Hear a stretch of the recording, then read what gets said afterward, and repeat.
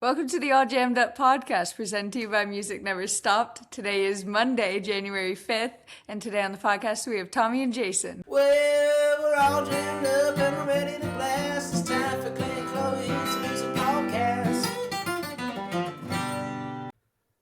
Good morning, fools. Welcome to the All Jammed Up podcast. I'm your host, Clint. I'm your co-host, Chloe. And have you heard of the scandal? The great widespread panic The scandal scandal? that is breaking the jam band news. Yeah, the widespread panic sex scandal that came out on New Year's. And for the people who aren't tapped into the Instagram or maybe don't follow Hetty Net, who I feel like has kind of been the guy doing all of this, I'm going to read you the two Instagram posts. So one is a text thread from him and somebody else, and it said, "There were two people fucking in the pit. They got arrested and carried out.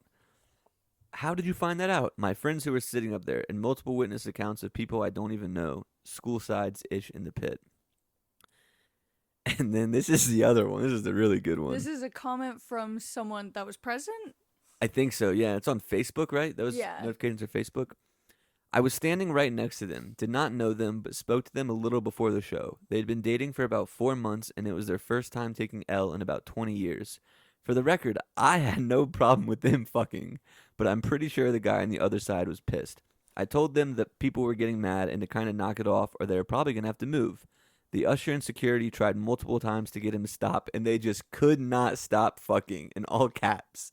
My husband and I thought it was hilarious until the cops showed up, and that was a huge bummer. And people at panic shows need to fucking chill out and let people fucking fuck.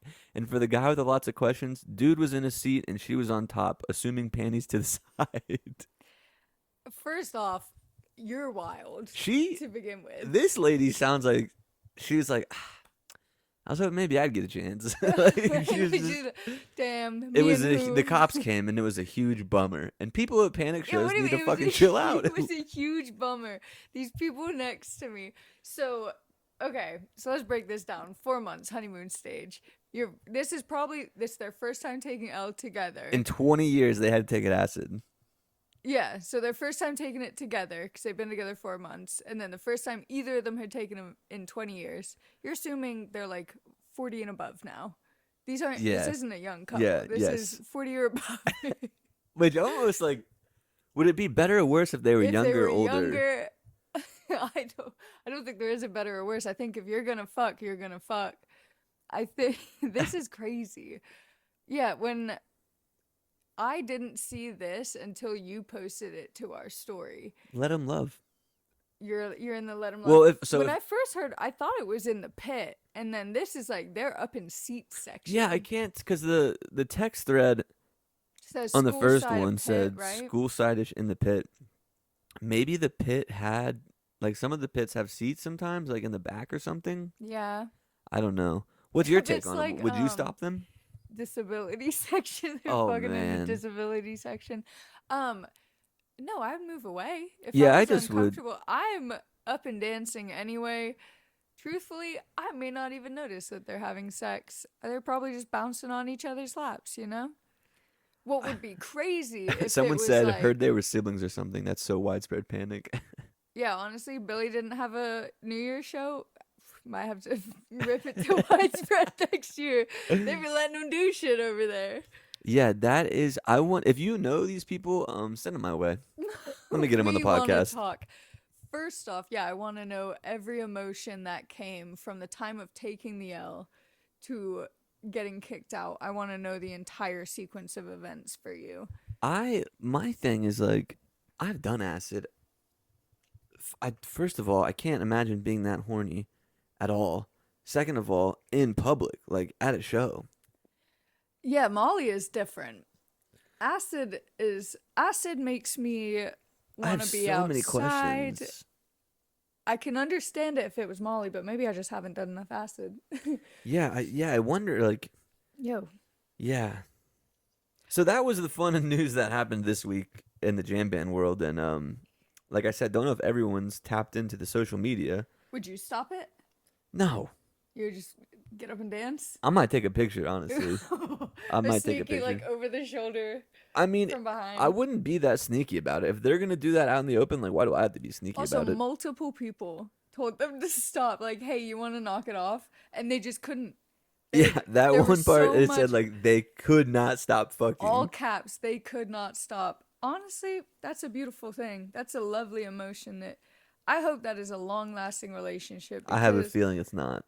Yeah, probably. I have a feeling that relationship might be over. It might fizzle out pretty quick. I don't know, though, because, like, You've already... you've You've hit the highest of high and lowest of low on one date. yeah. One New Year's, you've hit a high, sex in public, widespread show. That concert is just for you. I wonder what they song were the it was only ones during. there for that. Maybe it was during Ride Me High, which, like, if it's it during wasn't. Ride... That was the end. Oh, yeah. Because if it was during Ride Me High, like... Like, they're asking for Yeah. it. They're genuinely asking for it. Clint, during a Ride Me High, was all over the rail. Like, not front rail, walking the stairs rail. I was, like, posted up against it. Even- my legs weren't working all that well. Leaning against it fully. Odd situation. So, yeah, if you know those people, send them our way. We have a few questions. Yeah, I think maybe next time we go to Widespread, we need to take acid. And I don't know how there's see no what footage comes of up. this. Yeah. We're going to scour the Reddit and come back on Thursday with a recap. If you have any information, send it to 1-800-CRIME-SOLVERS or our Instagram, alljammedup_.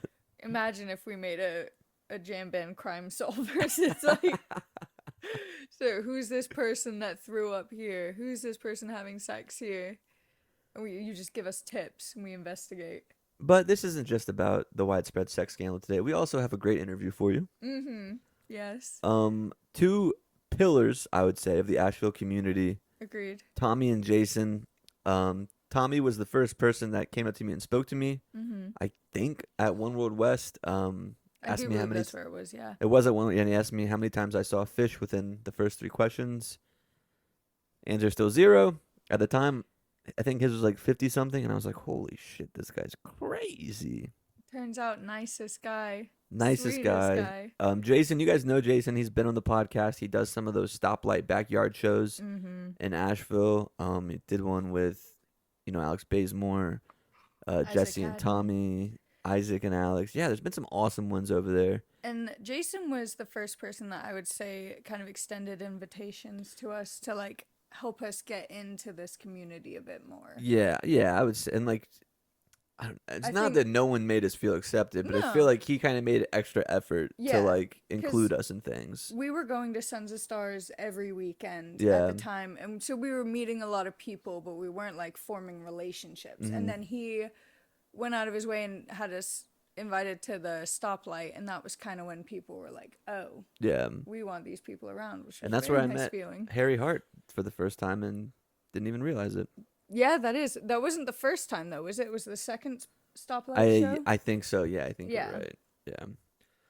Yeah, but Yeah. that is cool though. And then on the back end today, Chloe and I did not forget songs of the week this week, so a couple new songs. And there was some drama Mm-hmm. in the Billy Billy Strings, realm. the Billy Strings realm. So we'll touch on that maybe too. But yeah, let's go ahead and get right into it. Tommy and Jason. Honey, you're listening to some all jammed up. Tommy, I always called you Tom. Seems like everyone else calls you Tommy. You introduced me to yourself as Tom. Did I? Mm-hmm. Well, I take all 3. I'm a Tommy, Thomas, Tom type of guy. You pick your flavor. And I'll then- suit it. I We think also you're have Jason. Thomas. But Thomas? most people do call me I Tommy. think you're a Thomas. You're not off by the same You minute. know, And that's then the classiest. who are you? I'm Jason. Jason's been on. Jason's familiar with the Jason podcast is familiar with slash- Jason. Well, already. yeah. So I hashtag rat dog free. So I got to crash one of these, but I'm excited to be here for another. So thank you. For Yeah, of having me. course. Yeah. I'm It's glad a we long time finally. coming. We've been talking about this for a while, so I'm glad we finally got it all set up, squared to go. So back to you introducing me, or us meeting. Mm-hmm. Do you remember when we met? I actually remember the exact moment we met, and it honestly reminded me of when we met at One World West, right? Yeah, and it was before I had did the podcast or anything. It's before the podcast, and we were listening to bluegrass. I think we talked about Phish a little bit. You talked about Phish. Yeah, I was like, "You like Phish?" Well, no, I think I was wearing a Phish shirt or something. But no, it just reminded me because I go to that bar a lot, and you were in a new face, and I always try to like introduce Yeah. myself to new people because I've been I've been the new guy before. There's this bar. I think you might be familiar with it. The Nectar Lounge The Nectar Lounge. in Seattle, Washington, which is where I moved from to Asheville. Okay, so you came from Seattle. Yeah, and yeah, we did. Many years apart. It was kind of nice and when I first moved here, that's how I met Jason. Was our like common line between Seattle and Asheville. But Why'd you choose here from Seattle? it was a work oriented decision, Okay. and and a family oriented decision, and like a financial oriented decision. But I moved for a job. And how long have you been here now? 3 years. Okay. 3.5 really. So in March it'll be 4. And are you were talking about maybe another job would take you somewhere to Tennessee? Is that still a thing? Oh no, that was like, no, God no. That was in like the first few times I hung out with you, and then we were at I think Frazier's. We were at Frazier's, And I was like, damn, I just started liking this guy. He's gonna move already. yeah, I was thinking about being an audiologist, which would have been fun, but I decided to stick around because I love this place. What's your story for getting here? My story. Pass it to him, Tom. You can hold it, Thomas. My story for getting here. We also were in Seattle for many, many years, and we were extremely happy in Seattle until we turned around and realized how expensive Seattle had gotten. And we sat down and we made a list of, I don't know, 8 places that we would think would work to move. Asheville was, in fact, on that list, and no longer... We had planned, right, like, okay, from this day, we're going to stick it out in Seattle one more year, then we're going to go to one of the places on this list. And no sooner than the ink was dry on that list, the phone rang, and it was my wife's a teacher. It was a school around here saying, yo, would you ever think about moving here? We're starting a school, this, that, and the other thing. And 2 weeks later, she was in a car driving here. I stayed back a month, ending life there, and we got here. I was nervous coming here. We'd been here for Christmas jams and rat dog shows and just random shit at the Orange Peel, but never really thought it was going to be a big enough city for a music addict like myself. Fortunately, I was wrong. Yeah. Right. Fortunately, there's too much. But yeah, I think that if you'd asked me, 10 years ago, will you ever leave Seattle, my answer would have been no. We were very happy there. And now you ask me 10 years later, and I couldn't imagine being anywhere but here. So what is like, I know you're a huge Bob Dylan fan, but you say you're not a jam band fan. So like, what kind of music do you like that Seattle had to offer a lot of? So Seattle, I think Seattle is probably the city that jaded me. And first off, I guess not a fan is a little... You called yourself a extreme. self-proclaimed jam band hater the other day. And that is a little extreme. I think that when we were in Seattle, I mean, I'm older than both of you. Spent many years seeing every jam band you could every night of the week. Y'all know I go out to music every night. And for many years, it was like, Humphreys this night, Acoustic Hookah that night, String Cheese this night. Great fun, all that good stuff. And when we moved to Seattle, there wasn't that. Yeah. There's not, okay, like Phish, they're gonna play the Gorge every other summer, and that's 3 hours away. Mm-hmm. You know what I mean? Like String Cheese, there's not a venue for them. You know what I mean?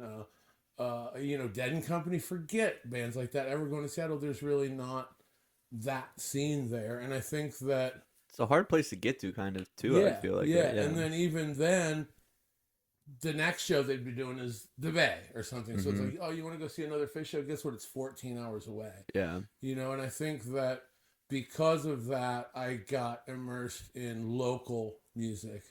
Okay, I see. I found that city like Seattle, a city like Asheville has insane amounts of local music that I feel are better served with my time than, driving to Knoxville for an Eggy show or whatever. I would rather drive across town for Sons of Stars show or something. Do you think that just comes down to like the community aspect of it, like seeing the same faces and not being like anxiety ridden getting in and out of the show? I think community is very much that. I mean, I think that my favorite thing about live music is probably community. Mm-hmm. And I think that when, like, you talk about, a band like Sons of Stars, right? Every Sunday, presumably that's where you're talking One World West. We can go see this band, and all our friends are there week in and week out. Yeah. And it's a scene, right? It's something more than just a band playing to people.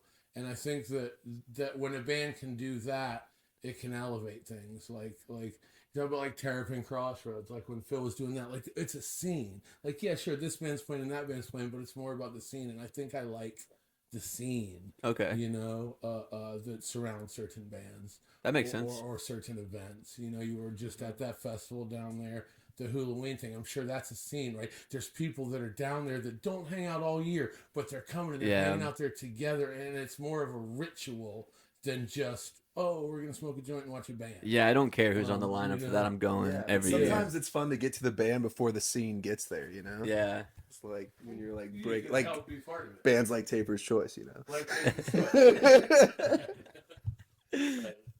So who is Taper's Choice? We just briefly talked about it off the air, Taper's but Choice is the, like, you want to talk about jam bands? They're the jam band on the scene today. They are the answer. They are the answer to the sack. And I'm sorry, I know you're a Goose guy now, but they're the answer to that, like, polished sack. And we're gonna create a product and we're gonna shove it down your throat. They're not that. They're just like, fuck you. We're gonna do what we want. You know what I mean? We're gonna hang out in the groove instead of just have to peak real hard. They're just doing things with less of the seriousness than I feel like who is doing that bands. who is doing that now? Who is doing what now? Like the antithesis of this Taper's Choice that you just said. Well, right, like you talk about, like, I mean, I don't know, even bands that I like, I think there's so many bands out there that are more thinking about the way they're perceived than just doing what they want to do. Does that make sense? And it's not a negative thing at all, you know? Again, bands I like, you know, Fireside Collective, we just saw them. I think a band like that, or Coyote Rodeo, Chad and them, are putting a lot of thought into how can we create a product to give people that will benefit us in the end, right, with growth, right? Because a band doesn't want to play bars the rest of their life. They want to grow, you know? And I think a band like Taper's Choice, for instance, So that's doesn't care about that. I think they just want to do their thing, and if they grow, great. And if they have to play some shitty club in Asheville on a Thursday night, that's great too. Well, that's easier for these guys to do too, because they're all in a band. Right. Real Estate, Dark Side, Vampire Weekend, and Arc Iris. Well, oh, absolutely. Yeah. Absolutely. You know, I think of it like we were just texting earlier, like Jerry Garcia band, right? Mm-hmm. Like towards the end part of Grateful Dead, towards the latter years, the ones I was seeing, Grateful Dead seemed like a chore to Jerry. Whereas with Jerry band, he could just go play the bread boxes and how sweet it is. He just wanted to play. Yeah. And it wasn't that, oh my God, I've got to create a product to shove down these people's throat. And I think that that's probably trying on a band to some extent, especially now with social media, right? These guys have to be creators. Yeah, I have that conversation with a lot of like the artists I interview. I'm like, what's like the worst part about it? And they're like, is it the touring? It's like, no, it's the fucking social media. Like every day you have to make like a reel or make a post to stay relevant. And like, I mean, I kind of feel that just with the podcast, like, oh, I make sure I post something today. So because when you don't post for a few days, it's like starts hiding your stuff. It feels like. Yeah, and I think I'm sure if you could get an honest answer from bands about that, that's an added stress. Yeah. Right? Yeah. They would probably be rather more focused on their art than some stupid fucking TikTok thing. Yeah. I would think. I would agree. I would agree with that. Yeah. But you know, Tenacious D made a famous quote, Jack Black, and I think it was, or maybe it was like a show. I forgot what it was, but Jack Black said, "Record, record, record. Like, don't miss a thing. The more you capture, the more that stands in time." You know? Yeah. And that comes. I mean, you see that with like a lot of bands. You know, with all their live recordings, nugs. Yeah. The more content, the more. But that's the content that they want to be doing, though, too, compared to like silly reels and stuff on Instagram. Like, I think that's probably a lot easier. But I've heard some bands say it's expensive to be on Nugs, and then I've heard other bands say it's free to put their stuff on Nugs. I don't know. I don't even have Nugs. No? Mm-mm. I'm on like some. Re-listen? Shout out Re-listen. That's a good one. Shout out to Re-listen. That is an awesome place. You can even find soundboards. I'm on like I got hooked up with a friend of mine who has like a network of friends who pull a bunch of music to a cloud. Okay. Through like it's called iSub or something. But yeah, I met a dude at Dogs in a Pile this year at Halloween, and he like came up to me and he was like, "Hey, are you the podcast guy?" And I was like, "Yeah, what's up, man?" And like we just got to talking. I was like, "Are you going to Dogs in a Pile show?" And he just like points to his hat and he's like, "I'm recording it." And I was just like, "All right, man, fun, good for you." he's on the scene. Yeah, And like God He's bless, a funky duck. God bless those tapers, because we're literally at a point. I mean, it used to be, really before the internet and streaming and stuff. It used to be you'd have to wait a long time. Like the Dead just played a hot show. You're not going to hear that again for a month. You know what I mean? Until someone tapes it for their uncle and he mails it to their cousin and that's your neighbor or whatever. And now it's just like the next morning we can go on. You want to know what Phish played last night? You can hear it really before you go to bed that night. yeah. You know what I mean? And I think that those audience tapers, like we were just at Christmas Jam and I saw Z-Man there, like still flying his mics. It's like, I really appreciate that, because it would be so easy for these tapers to just go away. Because again, the Billy Show is going to be on the internet in the morning. Why do that? And it's the love of getting something to the fans. And How was Christmas Jam? it was I've heard a lot of mixed reviews. not the best Christmas Jam Okay. ever, but it was by no means the worst Christmas Jam ever. I love Christmas Jam. I think Christmas Jam is Super Bowl weekend here, and I thought it was fantastic. I am excited for the Christmas Jam tomorrow at 185. I guess it's not really a Christmas Jam. No, that's a lot of people playing that. You got some of those Steep Canyon boys are playing, and obviously Travis will be there. I'd be shocked if Stickley wasn't there. No, Tommy from Stickley is Fireside. Yeah, it said Bill. Stickley and Stickley's on- Tommy. And that goes back to like a scene, right? Like this, like you finally went the other day Yeah. to King Street, right? It's a bar.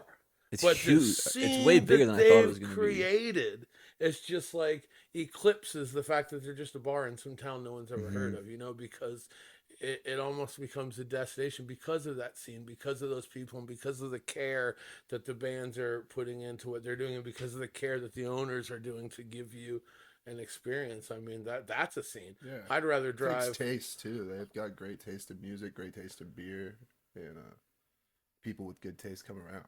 And I think that's the fucking core center of a scene, in my opinion. Yeah, absolutely. I agree too. I think like places like One World, like she does a really good job of like curating like who's gonna be playing the whole week, and like even on like Fridays, Saturdays, like it seems like sometimes she'd almost rather put like a local band that she knows people will come to than like just any band that's in town. Like she'll throw in the lineup. It's more like always curated to kind of the people that are at One World. At least I feel that way.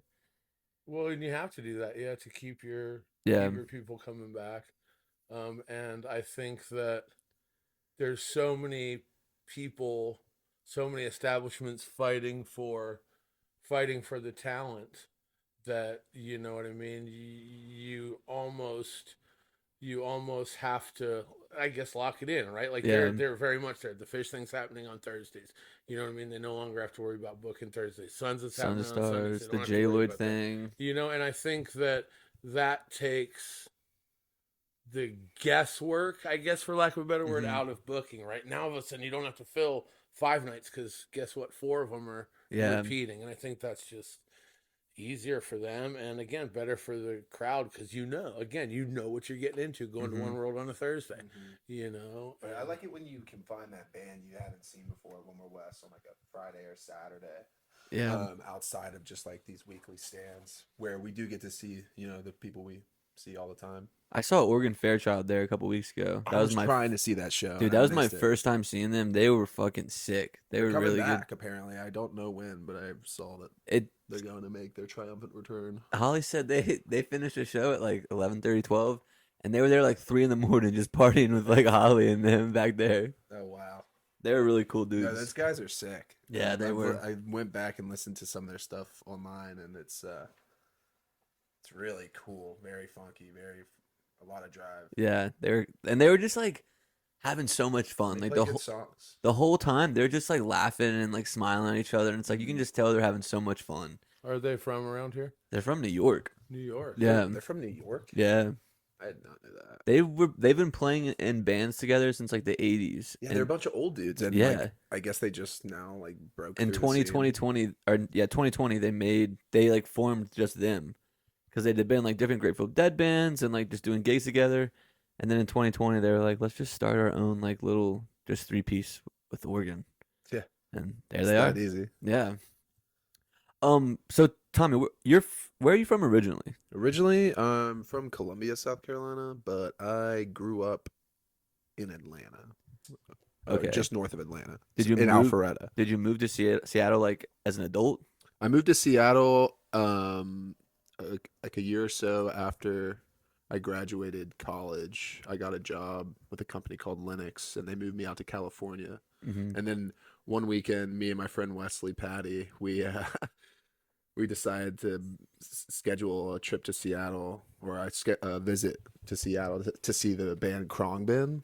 Okay. And while I was there, I was like, you know what? I'm gonna wrap a job interview around this too. So I went up there to see Khruangbin with him at the Moore Theater, and the next day I had an interview, smashed the interview, and not even a month later, I was living in Seattle. Actually, I was living on Wesley's couch for 2 weeks, and then I was like you, new to a town. And, Yeah. And one day I complimented some kid. I was at the Nectar Lounge, and he was wearing a Box of Rain shirt at the local Dead Bands show, Andy Co. And later that night, the band dropped into Box of Rain, and we just like made eye contact. We were like just best friends from there. That's hilarious. It was just cool. So when did you get into like, you're a Phish guy, so like is Phish the first thing you listened to, or? Phish was not the first thing I listened to. Growing up, I was into all kinds of stuff, like just random mainstream pop, classic rock, just all over the place, really. I really liked music soundtrack. There was a while there where I was like obsessed with the what's that movie with Andy Samberg? Hot Rod? Yeah, the Hot Rod soundtrack. Yeah, that's got some good ones. Yeah. Just like random stuff. But then one day, I started hanging out with my sister and her friends, and they were like obsessed with this band Phish. And we first listened to the Alive at Brooklyn 98, and they were all going to Charleston in 2010 for the fall tour shows, and it was my birthday weekend, and I was like, I want to go do this. And me and my sister went. How old are you in 2010? I was 15 years Okay. old. It was my 15th birthday present. Okay. And, so we're the same age then. Yeah. And I get to the show, and like, I want to say like I was not the biggest fan by any means. Like before the show, I was like, I gotta know my favorite songs so that people don't judge me type Yeah. thing, like, What was it? Wickapaa Groove. No. But, like, I didn't even know like every Wickapaa Groove came with a Mike song. I wasn't like on that like stream of thought yet. But I ended up taking too much too fast and was just like spun out at the show. And At 15? yeah. Yeah. And next thing you know, Paige's dad comes on. He's like tap dancing and stuff. And it was just like this like crazy event that in time that I wish I could recall more, but it was special, to say the least. And I saw him again that summer, and I kept seeing them. So they kept coming to Alpharetta. So Phish was first for you. It wasn't like Grateful Dead into Phish. It was Phish first for you. It really was Phish first. Yeah. Okay. And then I found the Dead through Phish, basically. Interesting. Through Lock-In 2016. Like, I mean, I'd heard of the Grateful Dead, but I didn't really like understand. Yeah. I feel like with most younger, The foundation of it I feel all. like with most younger generation, they come intertwined, right? Like I feel. Yeah. Once you learn one, you learn the other. It seems I like, feel yeah. in my head, that's how it is. So that's wild that one came drastically. Well, I mean, I was like from a white suburb in Alpharetta, Georgia, where like Phish was like religiously touring, and when they first came back from I guess that hiatus. makes sense. See, I lived in Chesapeake, Virginia, which is like a small suburb in the south, like an hour southeast of Virginia Beach. So like it was all like country music concerts, and like that was like it. I feel like country. So like I didn't even know who the Grateful Dead was, so I was probably like 18 when I went to college. Someone like showed me who they were, So I was way behind on like hearing that kind of stuff because I didn't know anyone reggae and country music. I feel like was like I know you're like big Bob Dylan. Is that like your favorite musician? My favorite musician. Interesting. Yeah, sure. Okay. I don't think of Bob Dylan always as a musician, but yeah, You want to grab the mic? he is a musician. So sure. So what do you think of him as?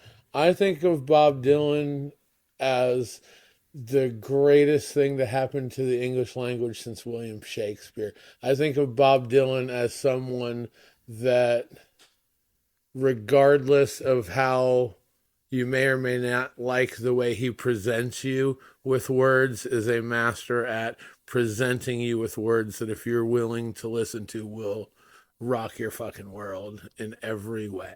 So you're saying like as a songwriter? As a poet, sure, songwriter, because okay. he does have to put music to it to serve it to us, sure. But yeah, songwriter, poet more so than anything. I'd listen to him just talk it. Heck, he doesn't sing it anyway; he talks it. So yeah, a poet. Okay. Why do you think I mean, I guess you kind of explained it, but like, why Bob Dylan? Like, is it the first time? Was there like an event you seeing him or something, or was it like a certain song? Did you see him play with the Dead? I saw Jerry sit in with him. I did not see him play with the Dead. I think that, yeah, I think I'm just drawn to words in music. And, certainly in those early years of my relationship with Grateful Dead, I found that inevitably when I learned more about Weekapaug or whatever, I would learn more about Desolation Row and realize, holy shit, that's not even a Grateful Dead song, that's a Bob Dylan song. And all these Grateful Dead songs that were speaking to me a lot of those were Bob Dylan songs. And, I just... So was Bob Dylan before the Dead for you? No, absolutely not. Okay. Absolutely not. I was seeing the Dead for 2 years before I saw Dylan for the first time. Okay. Seeing all that stuff, and you're talking about, you found the Dead later. I found Phish and Grateful Dead and, ARU and bands like that all at the exact same time. And they were all... In Seattle? Where was that at? No, I grew up in the suburbs of Chicago. Okay. And all of those bands were again, the Dead maybe not playing so well, but they were still playing, they were still touring, so there was still opportunity to go see that. And Phish was, on their way up, and bands like ARU, who I liked more than either of those bands at the time, were just blowing my mind every time I saw them. And I saw mostly those three bands until I found Dylan, and then Dylan led me to Neil Young. And yeah, when Jerry died, I didn't, like I said, I was still going to see, String Cheese and Acoustic Hookah and those bands and stuff. But when I was at home listening to music, it was Bob Dylan and Neil Young and the things that led me to, the Townes Van Zants of the world and Steve Earles and people that the words are deeper. I guess I'm a words guy more than a music guy. Well, because you do some journalism too. Like, do you still do that? Some. You like write articles? One recently. Yeah, it's fun. It's as you were talking on the beginning of set 2 of your podcast. This whole thing where, you felt at times like, what do you call it, an imposter. I felt the exact same way. Like, I've got a photographer friend that I met in Seattle that also lives here. And, I'm always carrying my book and I'm always writing stuff down and I'm always keeping notes on life. And one day he was like, dude, like, I take all these pictures, like, write a fucking article. Like, what? You're writing notes. Yeah. Right? I have thousands of notebooks of just stupid, inane shit that I'm writing down at concerts. Why not formulate that into something that can be, served to someone on a website or whatever? And those first few, I was terrified. I think the very first one was something like, okay, you're going to interview, Andy Thorne. From Leftover Salmon. It's like, well, no, I'm not. Like, I'm going to go see Leftover Salmon later, but I'm not going to do it. And, it's just, it was nerve-wracking, more so the interviewing people, right? Like interviewing Travis or someone like that was nerve-wracking. But then even just a review of a show, right? Like who cares what I think, really? And then you start seeing You know, and I'm sure that not all these guys are running their own social media accounts, but you start seeing, you know, Billy Strings retweet your article or something, or you start seeing Lindsay Lou like write a wall of text on her Instagram, like responding to something that I had written in an article. And then you start thinking like, okay, maybe there is worth to this, you know? What's writing? So when you do an interview of someone, like my interviews are, I interview and put it up, you know, like I'm not really editing or I'm not adding too much of my own opinion on top of the interview.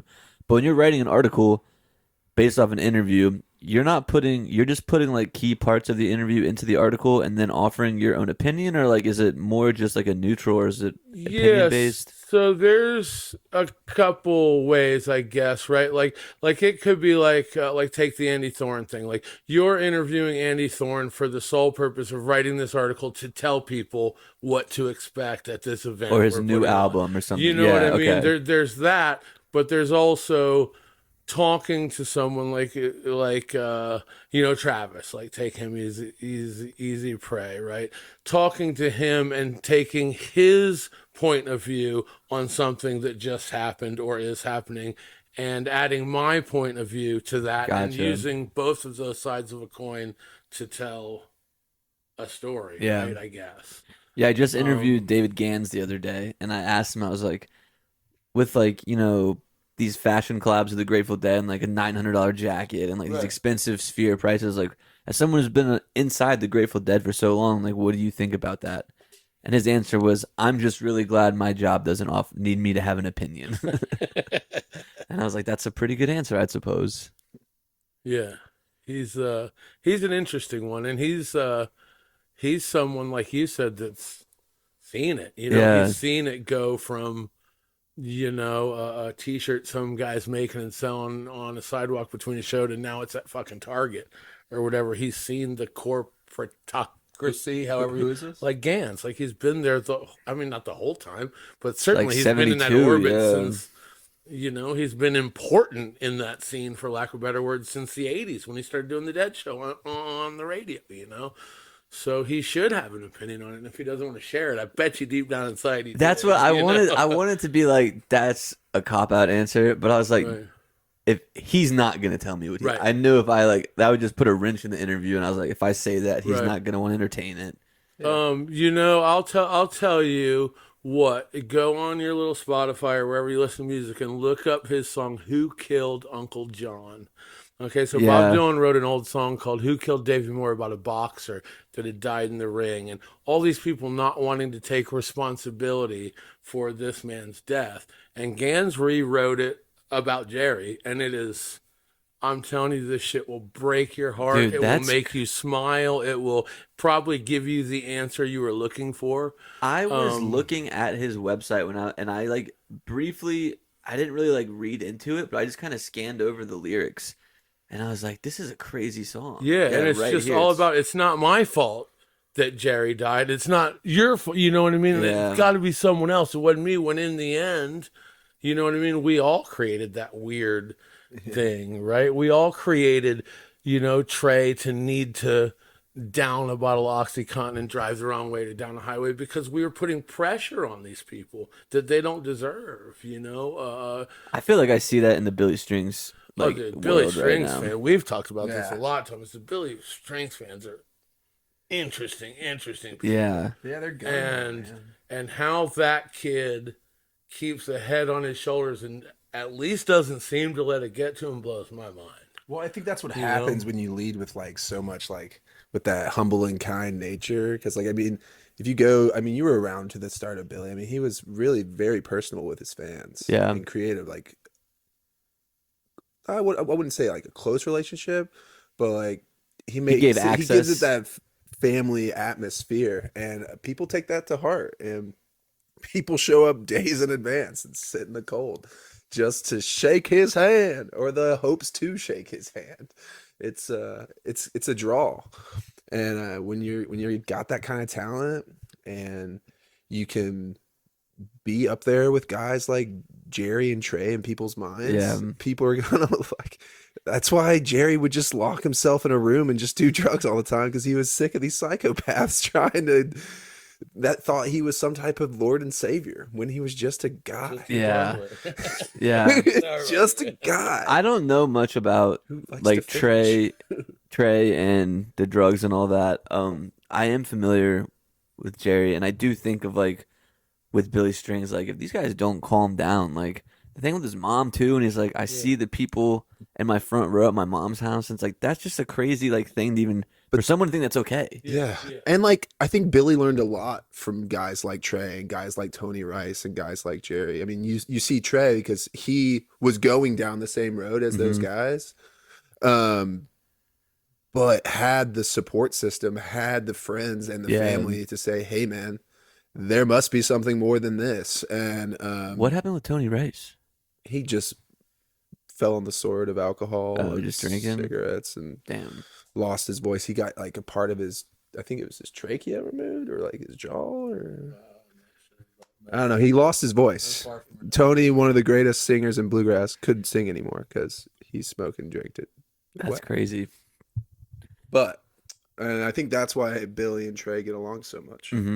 Why they share the stage and are in each other's weddings and so on and so forth. Yeah, because they have this common theme and common ground of sobriety. You mentioned earlier that Christmas Jam being the Super Bowl of Asheville. What do you think about Billy Strings weekend here? Because to me, I've only been here for a year, and that was like the most fun I've had being here. I agree. Yeah, I agree that if the Christmas Jam didn't already have that title, that it would be the Billy thing. Yeah, no, you're right. I mean, the you cannot go to one Billy show that week and have so much fun. So just because everything else happening in the city. Yeah, and it also takes over the town. Yeah, and no, I agree. I agree with that. Like I give the Christmas Jam their due because they've been doing it for decades. But you're right. It doesn't turn the town on like the Billy stuff does, and I think that could also be because the Billy stuff's longer, right? The Christmas Jam, they're in, they're out 2 days. Like 1 year you might get lucky and get 3 days or something, you know? Whereas the Billy thing is starting to be spread out. So now all of a sudden we've got a week in between that we've got to fill and stuff like that too. And I think that just lends to everyone else wanting to play. Like, look at all these people that are playing in town. You know, it's insane. There's Larry Shadowgrass coming, you know, Kyle and Lindsay are coming, you know, and it's like, and part of that is it's an easy payday, right? But part of that is also to add to, you know, this town is special. It's a special town, and it was a special town before the storm, and I feel like after the storm, it's even more special.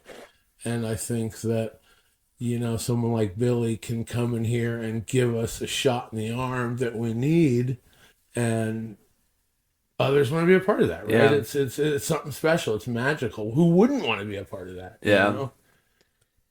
I feel like it pulls like a lot of bluegrass into Asheville. It's almost like a jazz fest, but in a bluegrass sense for Billy in Asheville.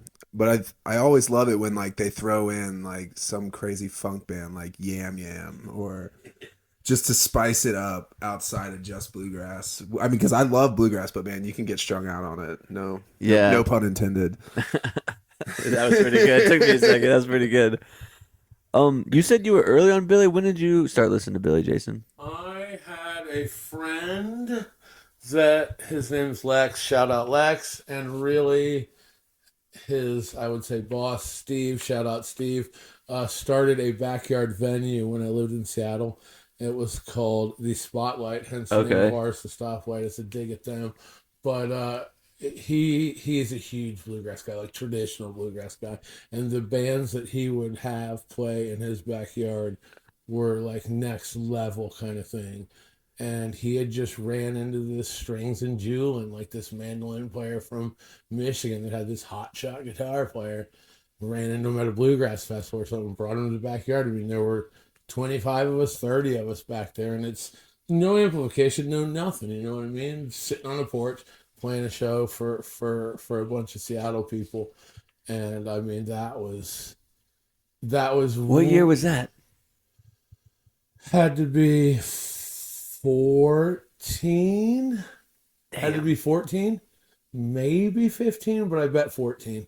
Okay. And then it's just like that Strings and Jewel and stuff eventually ended, and he kind of got like boring for a little while. Like he tried to find his band. I feel like like he did a little solo stuff that was good, but he didn't really have a set band, I guess, until like Drew and Royal and them showed up, right? And by then we were here. And he was that Drew dude lives here, right? Yeah, Drew Madelick. Yeah, he lives here. He does the local bluegrass jam on Thursdays at Jack of Wood. Okay, another great local venue. And then he also does. He also plays with Grass is Dead. Okay. I think they're down in Florida with Billy Gilmore. Is that his name? That sounds right. Gilmore sounds right. Yeah. Billy Gilmore was actually in that Sewanee Boys band that just did a really? short leg through Nashville and Florida. Dude, did you see Lindsay Pruitt's kin is in that band too, like her uncle or something. Maybe. Is in Grass is Dead. Did you see that like all-star thing they had in Nashville the other day? It was like Kaiser George was there, Billy Strings was there. That was the Sewanee. That was the Sewanee. They had all like Drury from Martin Grass was there. That was crazy. Yeah, that was crazy. I was like, man, no, I don't know where it was. I think it was at probably D's. Basement East or something. Yeah, something like that. But I mean, I like how we're talking about Billy Strings. What do you think he's doing for New Year's this year, Clint? You think he's just taking a break? Nothing. Oh, you think he's playing with Panic? No. You think he's hanging out with his wife? Yeah, that'd be so lame. Do you think he's playing with Phish? Tommy has this ridiculous theory. Hot take. All right. That because for the first time, fans are getting older and have potentially requested seats on the floor of Madison Square Garden, that because there's seats there, Thomas is convinced. Okay, for the first time in Phish MSG history, there is a seated floor. And I don't know if you follow.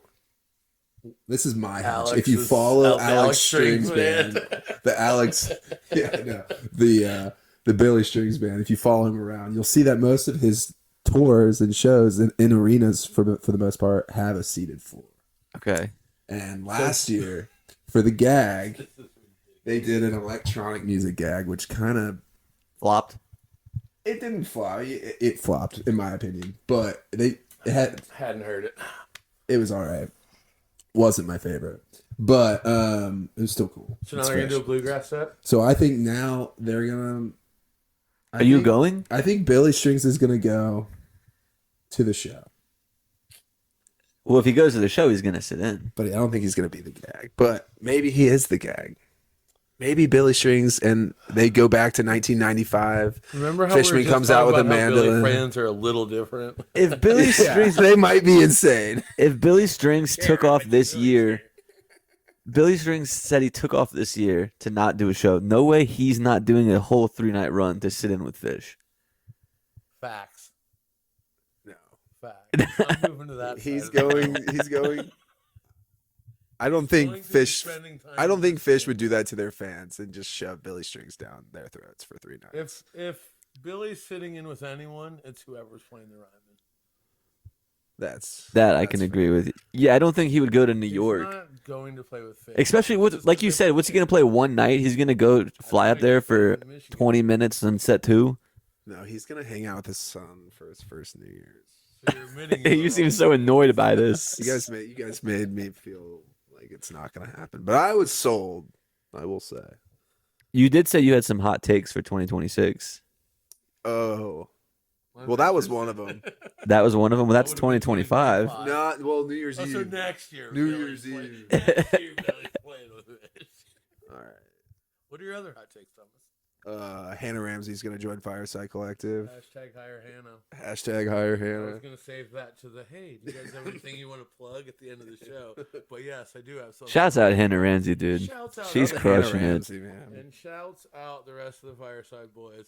And let's just do this thing already, y'all. If you're gonna go baby string cheese, let's go baby string cheese. Let's get Hannah and let's just take this shit next level. If anyone wants to sign the petition, you can find it in all the various places. Also on that note, Holly Bowling. Might as well join Green Sky. Might as well just join Green Sky. Let's be real.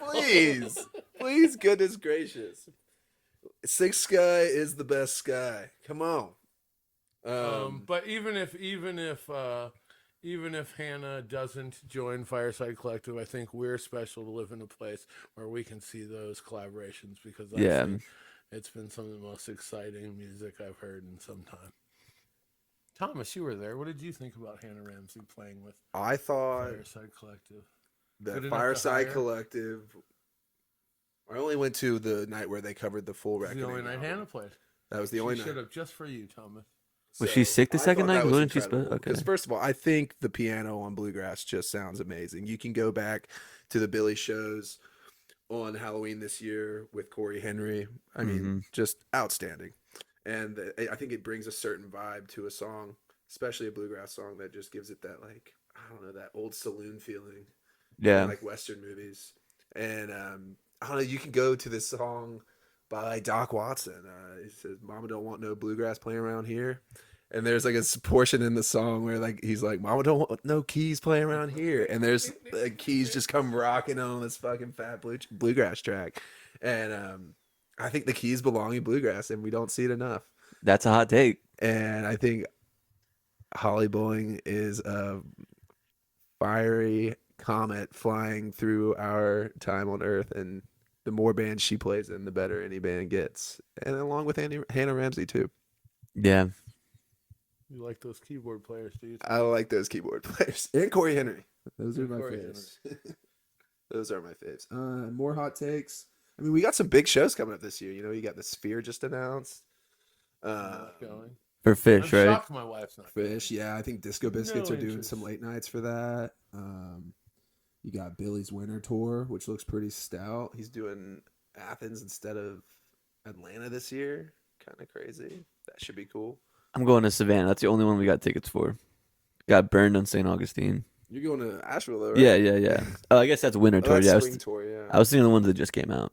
No Dead and Co. announcements. What do we think there? Is it done? I think it's odd that this is the first time since 1965 that Bob Weir does not have dates on his calendar, and I think that Bob Weir deserves to never have to play for any of us again if he doesn't want to. I hope he's enjoying his peace and quiet. I hope he's staying home with the kids, Thomas. Or maybe because there's chairs, he's waiting to show up at Phish. I don't know. His uncle taught him how to steal the gold. But no, I think, I mean, without getting into their heads, I mean, that dude's been doing it since he was 16 years old, and he could be done, right? Like, if Dead 60's your last thing, that's pretty fucking cool, right? That is pretty fucking cool. right? Pretty fucking cool. But do thing you- to witness. You still think that like Dead and Co. will still be a thing, right? Like, will they replace Bob Weir? They do like. I think it's just gonna be done. It'll be a different band name, and I think John Mayer's done with it. I don't think that at all. The only way it could be Dead and Co. is if John Mayer is on the stage. Yeah. 'Cause I think he owns the rights to the. So you think he's just gonna stop?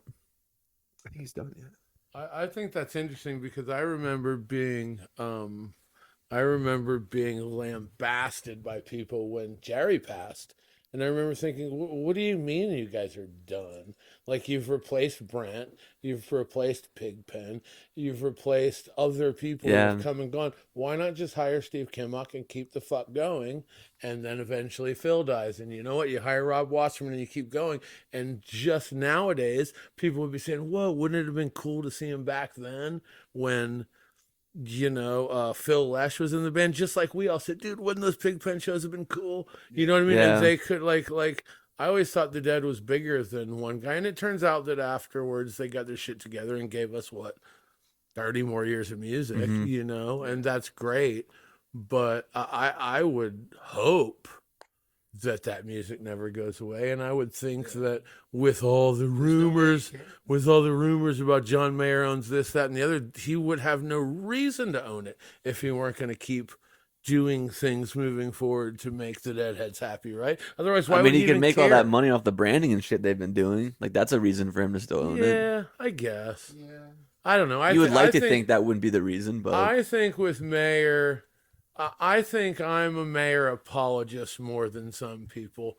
I think that he truly was in it for the love of the music, not the money. And I think that if he can continue to find joy in it, and clearly tens of thousands of us can continue to find joy in it, he'd be a fool not to keep doing something. And if he doesn't, so be it. You know that Somebody else you will. always have. So if Dark Bob Star, Weir, you always if have- Denko continues, but without Bob Weir, who do you want to come in and replace Bob Weir? Geez, man, I'm not that much of a Dead and Company guy, so I couldn't really. Got a baby Bobby in town. Blue Driver. Yeah. Honestly, man, I'd be hard pressed to answer that because I never was a Dead and Company guy. I took their Dead 50 thing as them kind of saying we're done, and I kind of went and did something else. I mean, I saw Dead and Company once, and that was after COVID because I felt like fuck, I have to go see it once. Yeah. But I think that they clearly were able to replace Billy with Jay, so certainly they would find somebody to replace Bobby. I mean, I don't know who the hot shot. You'd have to have someone that sings, right? I don't know. The kid we saw the other day, Daniel Donato could fucking do it. Oh, man. You know what I mean? Yeah. Donato and Mayer could be up there singing fucking Dead tunes. You know what I mean? Or let Graham do it. Let Graham put down the bass again. Let him do it. Why can't Graham Lash do it? You know, that would be family style stuff. Yeah, that would be cool. And it would work with the Dead 60. They brought him out to do the fill part.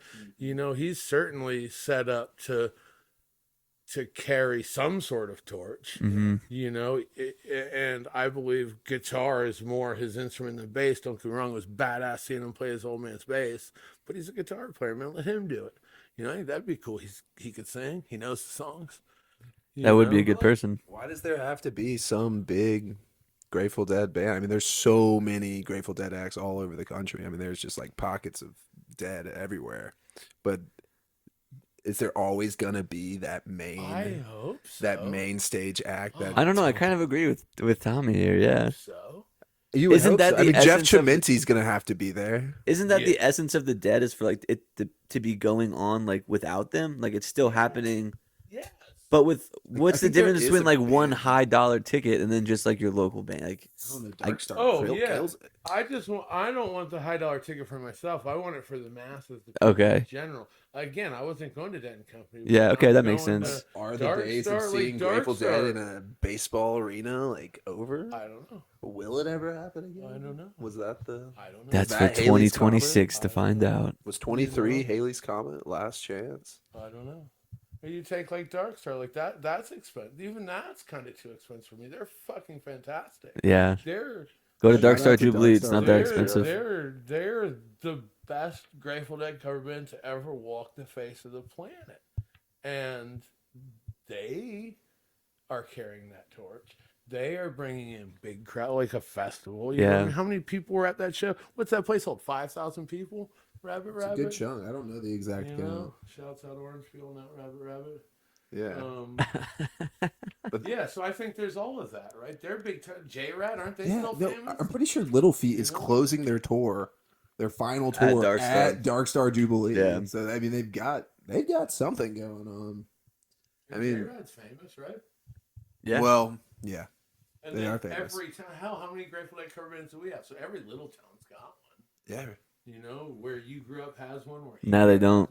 They got one. They don't. Seattle has one. Virginia Beach might have one, but Chesapeake doesn't have one. We've got like 5.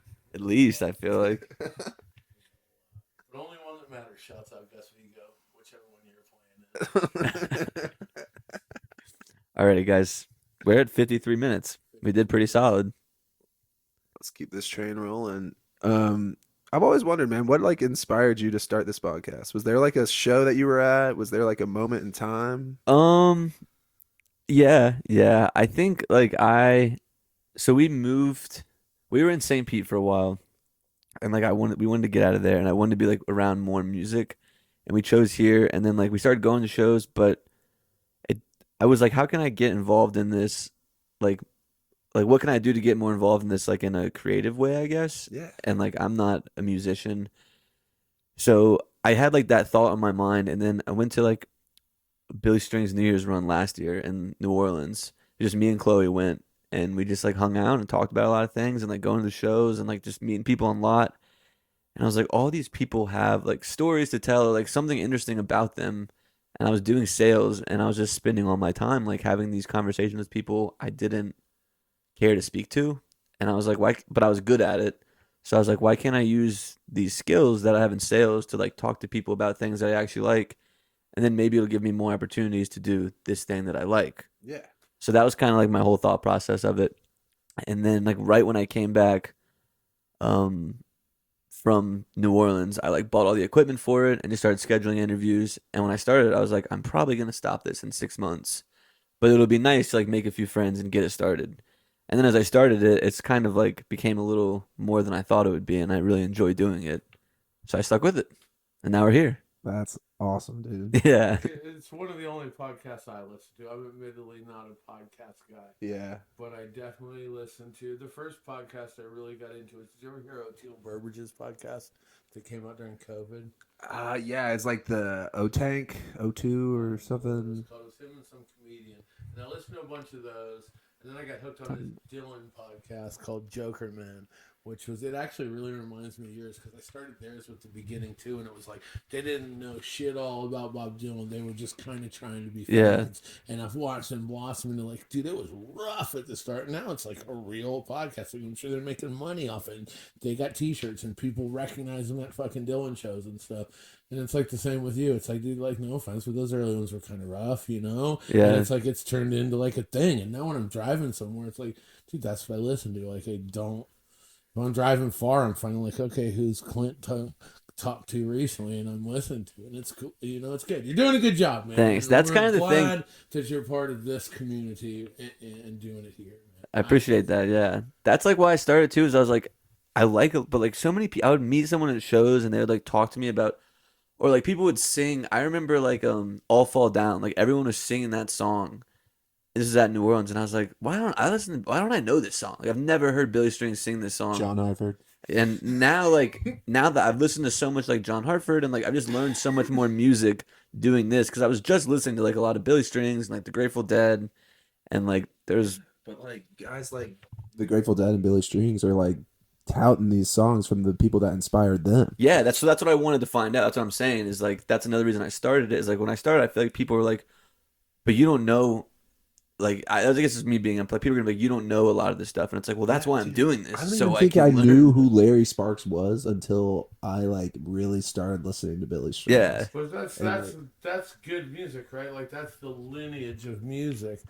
It's just like, you know, how many people you found like Dylan with me through a Dead song. Yeah. Or like we were at the Christmas jam the other day and those Appalachian singers came out and they're like, our great uncle or whatever wrote Cold Rain and Snow. Taught this song to Jerry and Phil, and it's like, dude, we never would have heard Cold Rain and Snow if Jerry didn't. If it wasn't for these Appalachian ladies' ancestors. And Billy's doing that too, man. Like it's like, dude, so many, like you said, you know, John Hartford. Like, yeah, some of us older kids, we found John Hartford from like Yonder, but it's the same thing. It's like there's Doc so Watson. many people that don't know who the fuck Danny Barnes is, and Danny Barnes is one of the greatest songwriters in Lumpy history. Bean Pulling Dirt. And I've now known- that Billy's playing his songs, he's gaining fans.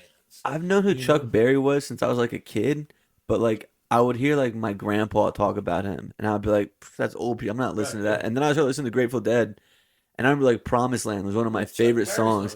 And then I was like, that's fucking Chuck Berry? I was like, are you kidding me? Dude, Charles. So it's like when you learn, and that's like the reason I thought this would be a good, is like I'll just be able to do what I'm good at and like get to just learn so much, and I've gotten like opportunities from doing it too. So like that's kind of the whole long-winded answer to your question. That's awesome, man.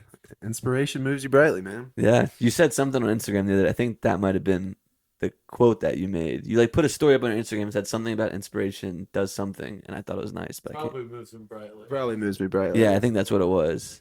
Yeah, because dude, I had a similar experience. I wanted to have like a creative touch to the scene, and I got this camera, and I was just like gung You ho. don't do that much anymore. I've been on a hiatus, but I typically try to save it for like bigger shows that I haven't been to the city before. It's kind of, I don't really like running around. But you Asheville. play you're doing a lot of guitar now too, right? I do. I've been picking a lot. Yeah, who's got 2 thumbs and knows whiskey for breakfast?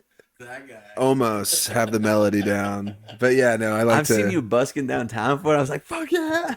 Yeah, man, there's something freeing about putting yourself out there, man. Yeah. Whether it's behind the mic on a podcast, whether it's screaming at strangers on the street, or whether it's taking pictures of strangers, man, it's just fun to be in touch with the fellow human being. And I And think yeah, that's- just like doing things for you. Like, is that why we go to these shows?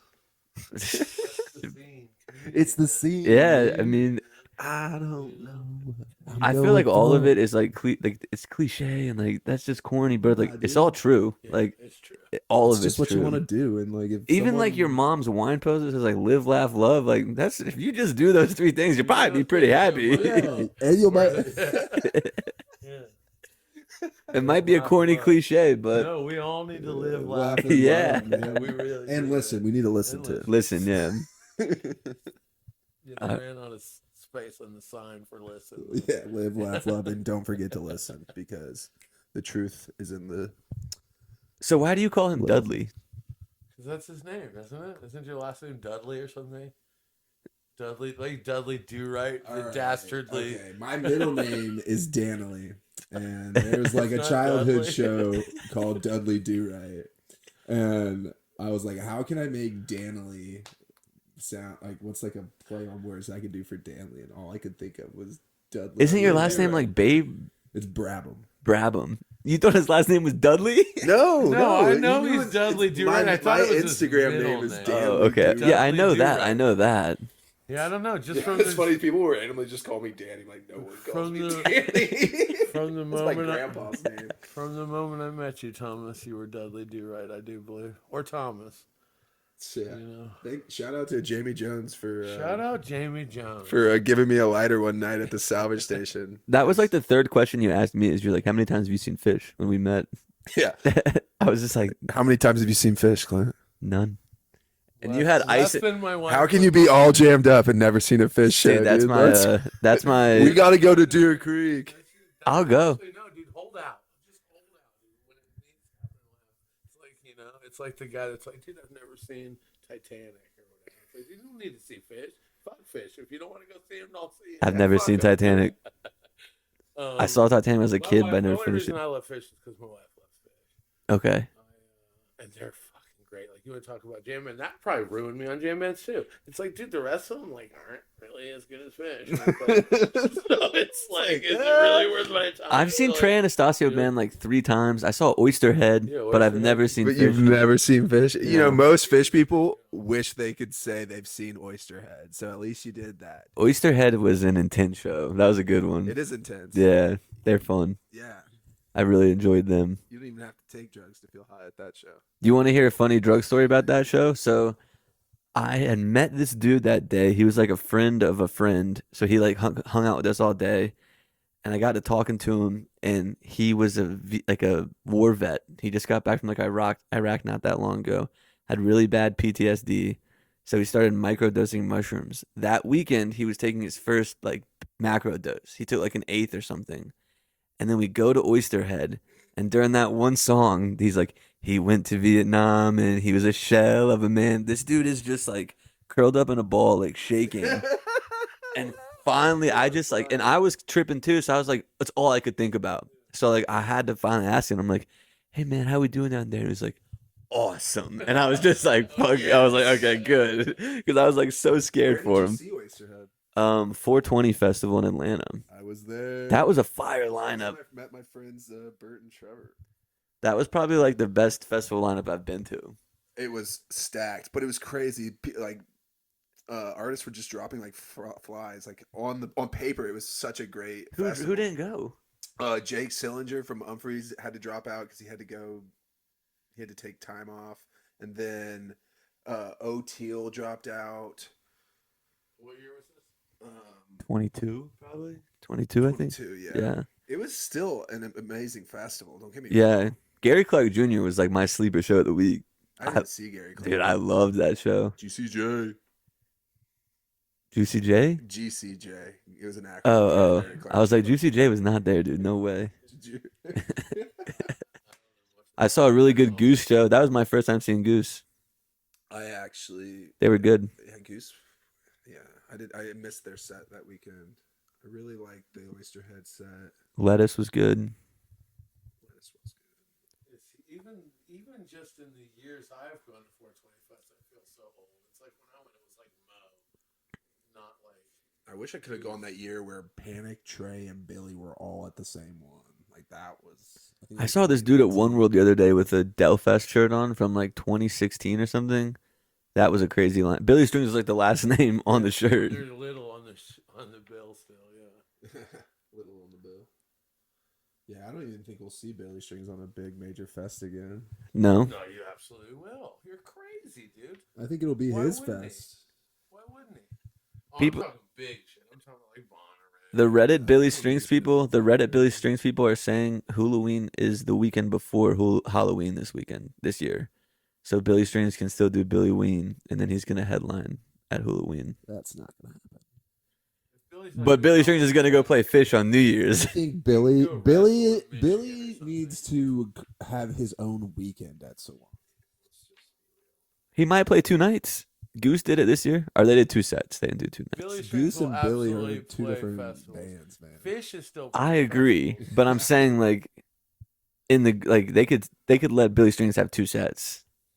You don't think if they paid him $500,000 or 2 sets, he's not going to do it? Billy hasn't played a festival of that fashion since 2022. Of what fashion? To the scale of Bonnaroo or Halloween But that or Electric Forest. that would make him Like more these inclined to big do things, so. like his- He just does his own. Does he? And he even handed the keys to that one out this year. He didn't even want to play that one this year. That's because he's coming back to one this year. Yeah, I that's think- because his wife was I think giving he'll him birth to a always end up child. but- Showing up at some big hell, you got Phish playing Bourbon and Beyond. Billy will play some big ass festival like that sometime. I think He just played GD60, so he's not doing that kind of shit. you know how String Cheese has festivals like, or they used to have. What was the one in the Northwest? Hornings Hideout. Yep. They have Sewanee. They have Electric Forest. It's like almost in like every corner of the U.S., Yep. which is really cool. Yep. Hmm. And every part of the country can experience a festival experience with this band, and their fan base will grow and grow and grow and Correct. give access to new artists. That's just what Billy's tours are, I feel like, because he plays in one place for so long. I know, but he's doing this to the point. Well, so he's got 10 years under his belt doing a nationwide He played tour. a festival last summer. It was called the Outlaw Fest. He has did do the that. presence. He did do that. What did he do? Outlaw Fest. He played GD60 3 months ago. That was not a music What festival. was it? That was a commemoration to the Grateful Dead. He did play the Outlaw Fest, He though. played Outlaw Fest. Fuck. All right. Sue me. But I said Hot takes. Hot takes with I said to the fashion of Halloween or Bonnaroo, Outlaw Fest was much bigger than all those. I believe he'll do something like that. But I think he'll do a thing where hey, he. Billy, come to All Jammed Up Fest at Yeah. One World West. in July 18th and Asheville, North 19th. Carolina, July 18th and 19th. What better do you have to do? Hey Billy, have your own weekend at Telluride. Why? It's so far away. Stay a little closer. Do it at Sewanee. You've got presence all over the country. Have a festival, 4 corners and center of the U.S. 4 corners of the world. Imagine Land. What's it called? What's that festival called? That was the Electronic Fest. The Firefest. The one that was over in Europe that was super famous I like forever. small festivals better anyway. Yeah, they are better. What was your favorite small festival ever In the history of the world, of the history of your life? small. July 19th. All jammed up. Just kidding. Maybe Aiken Bluegrass Festival. I thought you might say Maybe that. Aiken Bluegrass Festival. Who was there? There were Billy was always there, Larry was always there, Green Sky was there a lot, the Dusters were there, Fruition would come play it. What year was that? They did it. I don't know how long it had been going on. It was but like they did it the first- 17, They 18. did it till COVID, Okay. but I think they were doing it before I found And out. where was that at? Aiken, South Carolina, Okay. which is a suburb of Augusta or Savannah or something. It Augusta. says South Carolina, but it's just over the border from Okay. famous Georgia town. And it's just at an old It's fairground. kind of like It how was you. badass. It's like if you're driving from Atlanta, it's like how you get to the coast of South Carolina. But, You go through Aiken, but But yeah, Billy would always do the late night. What'd they call that thing? the psychedelic circus, which was Electric. kind of was like the foundation of what he's been doing on at his Halloween shows. Yeah. Where he brings out the electric. Like that was kind of like the start of that feel. I've never Yeah, it seen was- a Halloween it was a show. small festival with big names, man. It's Dal fun. played. Dal played one year. Keller would always be there. People like that. It was fun. It was fun. Yeah, I love Keller and the But Keels. it went away at COVID. Never came back. Salmon would play. I think they had something in Aiken this summer. Yeah, but it was different. It was different. It might have been the same people though. It wasn't. But yeah, I think what I'm stoked for next is New Year's, and then Are you going to Phish? No, to, but Billy to be is. to be determined. But I You're think trying. I'm more likely going to. Sailor Brothers and Jerry's Dad. I think I That's might. what we do. I think I'm gonna go see some Panic and Right. Humphreys. Nice. Yeah, Nice. Where's that? Atlanta? yeah. Do Panic Humphreys Panic, Vice versa. or maybe it's Panic Humphreys, Sailor Brothers, We Jerry's used to go to Dad. the Bay. Every I year worked we used New to Year's go to the Day. Bay for New Year's. What are you doing for New Year's? I don't have anything planned. I worked the day. I worked New Year's Eve and New Year's Day. Sailor Brothers. You'd be home by 9:30. That's probably something like I would Did you used do. to see Les Claypool for New We Year's? used to go to the Bay. Well, yeah, we were at the Bay, and the Dad always did something, and Les always did something in the Bay. So we'd swap. My wife's a huge Les Claypool gal, and I'm a huge Bob Weir feller. So we would swap. One year we'd do Primus or Frog Brigade or whatever he was doing on the 30th, and Rat Dog or other ones. And then the next year we'd switch 30th, 31st. So yeah, saw a lot of weird. Les does New Year's really good. We should all just get on a plane and go see whatever Les Claypool is doing. When New is Year's when shows- is Les Claypool gonna drop his album with Billy Strings? Like, weren't they working together? I have no idea. There was some talk about that, I feel It like. was like right around the time they all played at the Ryman together. Like, I'm still waiting for that Yeah. drop. You Billy fans are in Oakland, California. Shut up, dude. I'm not. Oakland, California. Oakland, yeah. Fox Theater. Yep. Let's do it. I'm Send it. down. Why would you fly all the I will way get to on a Oakland plane when you right can go now. see Phish in New York City? Because I'd rather see Primus than Fish in New York City. Well, yeah, you can. Billy's just gonna come. $110 GA. Yeah, dude. Billy's sitting in with Les Claypool for fucking New Year's. What are we talking about? My take sucks. No, does it got a theme? Does it say any sort of theme? Dude, we showed up one year and the entire place was turned into Willy Wonka's chocolate factory, and they came out and did the what do you call it? The theme songs and that from that, where they were like, That doesn't say any. you know, and there's just like all this weird shit going on, and Scarrick's blowing his horn, and Mike Dillon's just banging on these fucking vibraphones. One of the greatest shows. Dude, I've ever Mike seen in my Dillon's life. Punkadelic was probably one of the more psychedelic Yeah. xylophone experiences I've ever had in my life. Dylan and Scarrick, right? Like, that's the whole Seattle thing too, like Scarrick and local music, man. Local music. Local music, yeah. Support your local artists. Shout out to the Local the music. Jackson Chisholm unit, Colin Presley, Jackson Chisholm, hardest working Jack guy in Jones, Nashville. Jackson Chisholm, Hardest working guy in Is that what Nashville. it was called, the Jackson some Chisholm Ethan. unit? Yeah, that was pretty damn good, man. I've never missed a show of theirs. I've never missed a Chisholm unit show. 2 for 2. But yeah, support local music. Yeah, let's wrap up with that. Anything that you guys want to plug other than local music before we wrap up? Yes, hashtag hire Hannah. Go online. Hashtag. Badger the rest of Fireside Collective into just inking a deal with Hannah Ramsey and taking this shit next level. I'm going to make that the clip for this episode. And also, yeah. Also, Asheville is a phoenix and it's rising. Go out and hug your people and dance with your friends and Yeah. do all the fun stuff. Kindness is key. You just got jammed. Alrighty, guys. Welcome back. Hope you guys enjoyed that interview. Sorry about the video there at the end for my YouTube people. Hopefully by the time this goes out, I fix it though, and it wasn't an issue. Yeah, some just frustrating.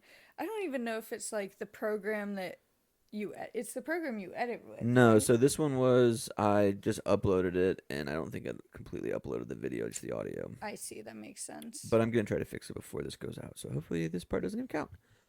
But yeah. So in that interview, I know you caught some of it when I was editing Yeah. it, so you didn't listen to all of it. But Tommy, who was going to Widespread, he went to nights 1 and 3.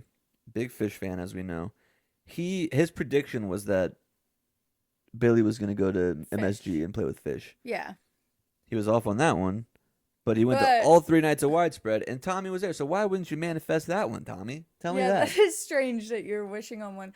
I wonder, did he have his plan to go to Widespread before Before when you recorded this? Or was it a last minute? Cause I think so. I think he said he was going to. Honestly, we should just rip shows like that when they're in Atlanta. That's close enough to us. It's hard with this damn dog, though. Look at him. Oh, sweet boy. We need to get him taught on how to sleep in the car so we can car camp with him, I feel. I mean, I know that doesn't do anything for shows, but we'll figure it out. We'll figure it out. We'll adjust. But great interview. And keeping it Asheville this week, Alex Bazemore will be back on Thursday. Mm-hmm. His 4th interview on the show, right? I think so. Oh, 5th, I think, because he did one with Jackson one time. Yeah. So 5th interview with Bazemore on Thursday. And the one where it was all of them. Did you count that one? Yeah, that was the 50th episode, I believe. So yeah, Alex will be back on Thursday, kind of recap his 2025, what's coming up for 2026. He's all in so many projects, so we'll recap that. We do have Songs of the Week this week. We didn't forget that. Yes. I'll let you go first. You want me to go first? Okay, so... No Chris Daughtry. Yeah, come on. He wouldn't let me put Daughtry. I was like, I got this one. I'm going to go with... Can I do 2 again? Yeah.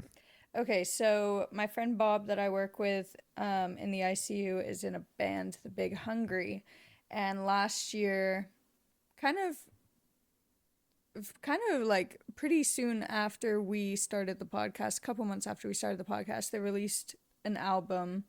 And there's a song on there, Without a Plan, that I really like. So I figured I would do a friend one. We'll go with Big Hungry, Without a Plan.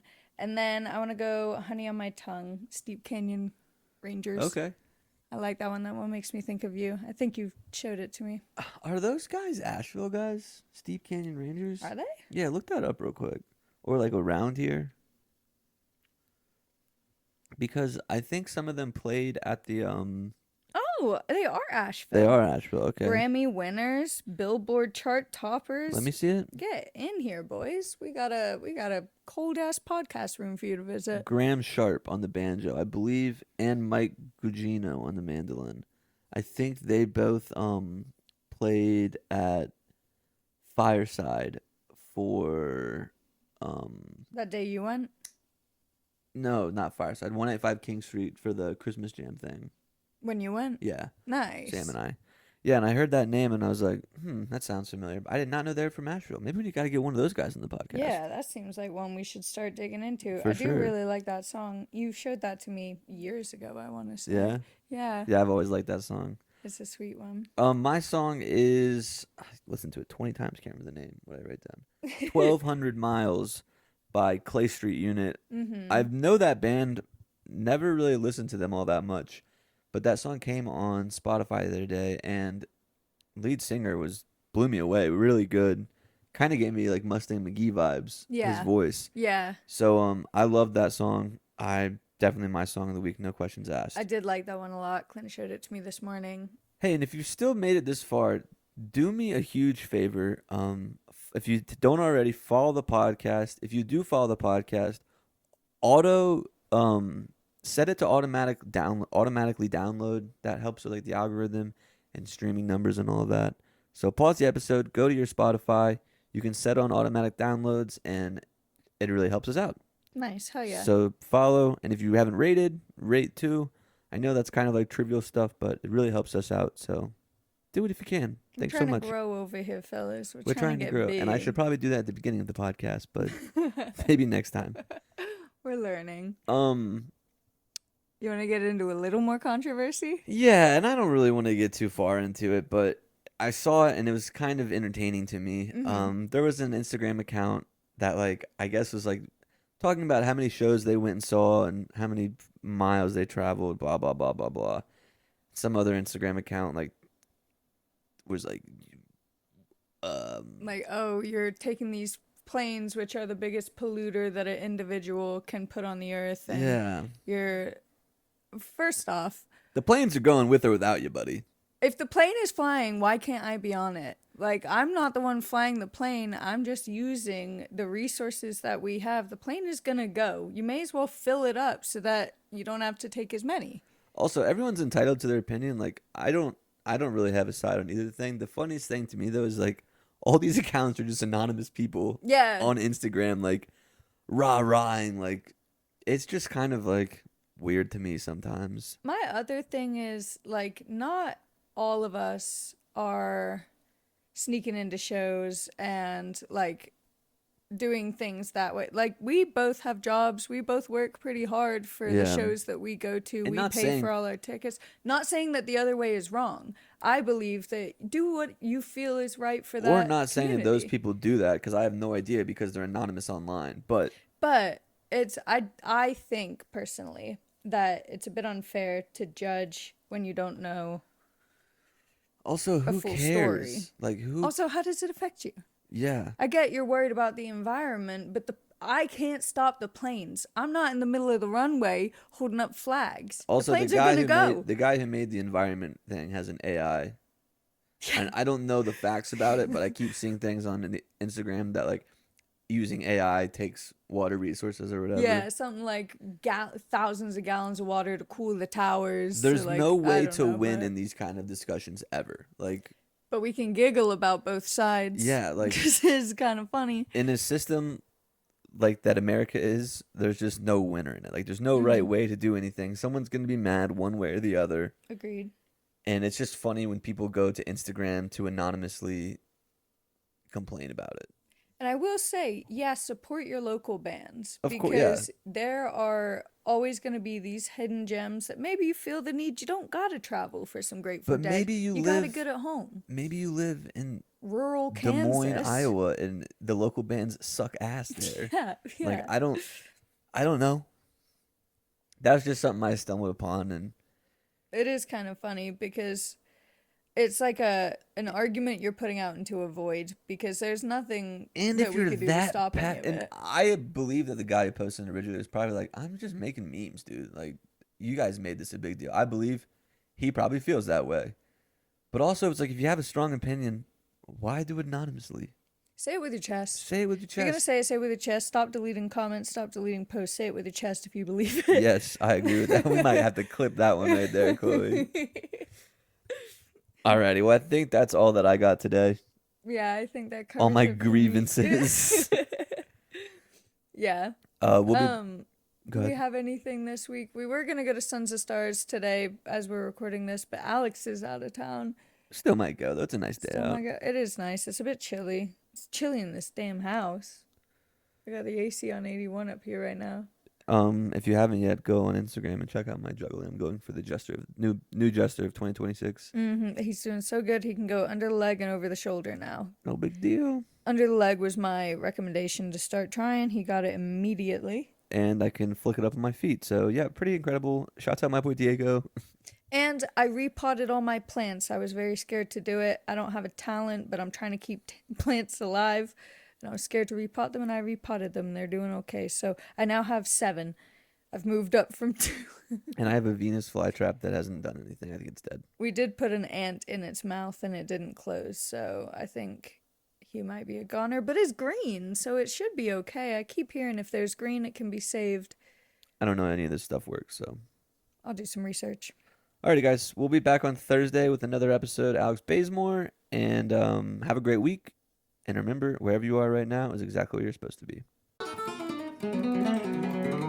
Well, all jammed up, hey, that's where it's going down. Best damn pot in this old Asheville town. More than enough old stories to go around. And I'm all jammed up right now. Yes, I'm all jammed up right now.